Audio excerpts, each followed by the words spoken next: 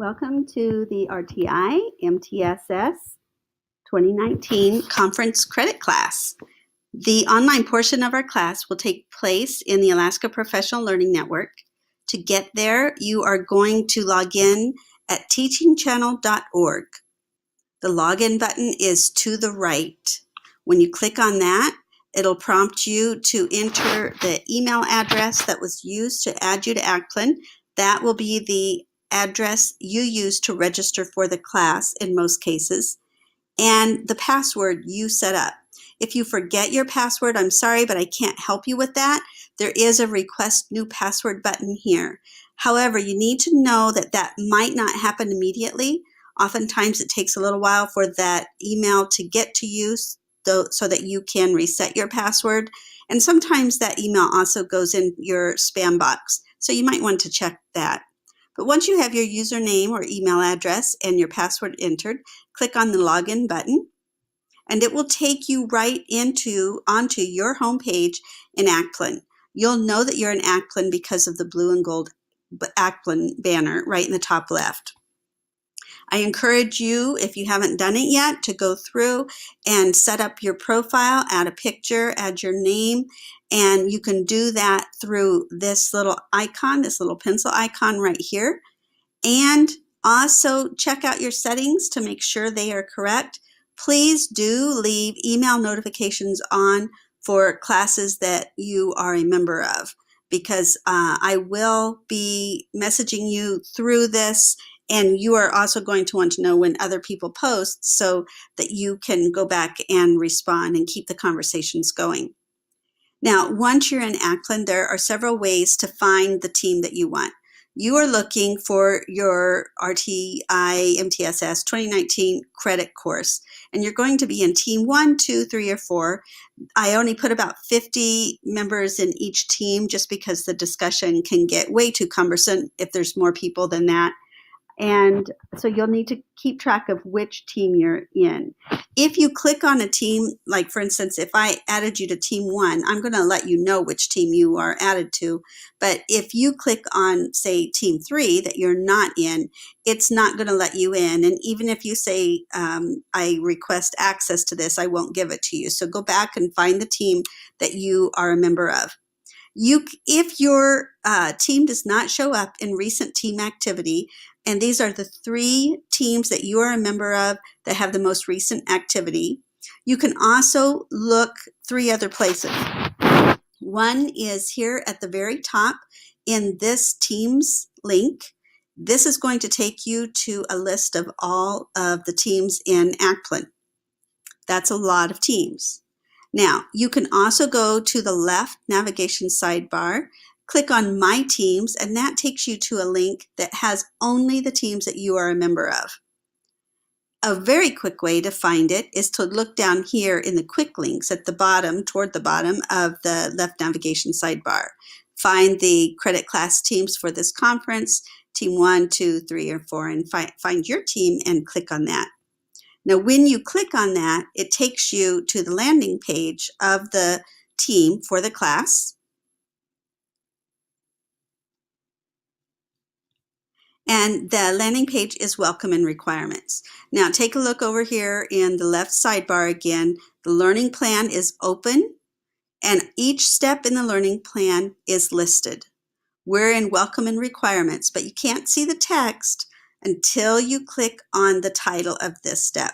Notice there is a triangle over to the right. This indicates that it is closed. If you click on this bar, actually anywhere in the bar, it will open it so that you can see all of the instructions and explanations for this assignment. Now, in the welcome and requirements section, I give you all of the resources that you should need, as well as all of the requirements of this class. There is not an assignment for you to do in here. So it says discussion, but that's only for you to ask questions about the requirements of the class. If I go over to the left, again to the sidebar, under welcome and requirements, I find introductions. Please do post an introduction to yourself. And the way you do that, again, click on the bar and go down till you get to the empty text box. Type in your introduction, add resources if you'd like to, click on submit, and it's going to show up in the list of introductions. Now notice this is a reply to this post. It's indented just a little bit. The indentation is slight, so you kind of really have to search for that. When you reply to someone else's, you're just going to click on reply. It will open up another text box. So you type in this. Now notice that as I go down here, I see the other people's posts, and this is again the very bottom text box that would let me post a new one. But right now I'm replying to this post. I click submit, and it shows in the list of posts, introductions. Now I can go to the next step by clicking on next step, and it wants to remind me that I have checked off the action items. So I didn't, so I'm going to go back, take a look at those action items. When you do something in the step, please check off what you did. That is very helpful for me because it tells me which conversations you posted in. That's important because you don't have to post in every single conversation. The requirements are for you to post in at least 2 conversations. So look over here on the sidebar again, conversations 1 through 6. Please discuss what the topic is here. And that way we can kind of keep the discussions all in the same area. If I want to go to conversation 5, again, I need to open the step to see the instructions and scroll down so I can make my post. Go ahead and check that box if you posted in this discussion. Now, you are going to find that there is a progress bar here. This is based on the number of boxes that you have completed compared to the number of boxes. You are probably not going to get 100% completion rate, even though you've finished all of the requirements of the class, because 100% completion rate would mean that you've checked every single box that's in here. If you answered in every single one of these, then you might get 100% completion rate, but you don't have to. Feel free to discuss in as many of these conversations as you want to, reply to as many people as you want to, but you only have to post in 2 of the conversations. Final project here. This is also described in the welcome and requirements, but it's described again in step 9 here. If I open it, oops, I closed it accidentally, I guess. This tells you that you have 3 choices for the final project. You can submit a 2-page reflection paper. Please note that this is not a report of the sessions that you went to during the conference. This is actually a reflection. Or you can submit an action plan, and there is a template attached here that you are free to use. You don't have to, but please make sure you have all of the elements that are in that template in your action plan.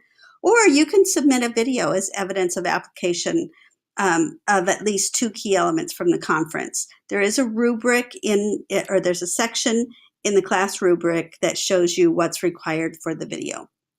You can attach your final project below here in the discussions. If you would rather not make it public to the class, feel free to email it to me, and I have my email address right here under Actions. There is on the left, underneath the final project, a discussion section. Please note that this is not where you're going to put any posts that you want to count as requirements for the class. This is for off-topic kind of conversations. Please keep them positive and upbeat. If you have any other questions, please feel free to email me, and I will be happy to check in with you and answer the questions as best I can.